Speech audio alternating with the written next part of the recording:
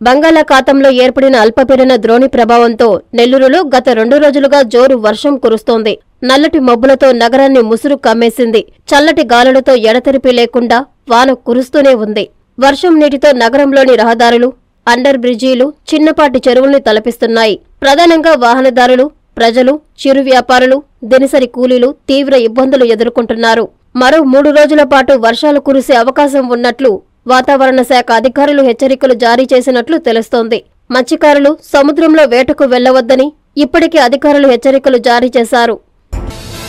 స్వాగత శుభాకాంక్షలు. దశాబ్దాల మత్స్యకారుల కళ సాకారం చేసేందుకు పులికాట్ సరస్సు ముఖద్వారాల పూడికతీత పనులకు శంకుస్థాపన మరియు సూలూరుపేట నియోజకవర్గ ప్రజల చిరకాల వాంఛ కాళకీ నదిపై బ్రిడ్జి నిర్మాణమునకు శంకుస్థాపన చేయు కార్యక్రమానికి నవంబర్ 21 మంగళవారం విచ్చేయుచున్న మన ప్రియతమ ముఖ్యమంత్రి వర్యులు శ్రీ వైఎస్ జగన్మోహన్ రెడ్డి గారికి స్వాగతం సుస్వాగతం. మత్స్యకార సోదర సోదరీమణులు, ప్రజలు, వైఎస్ఆర్సీపీ నాయకులు, కార్యకర్తలు ఈ కార్యక్రమానికి తరలివచ్చి జయప్రదం చేయ ప్రార్థన.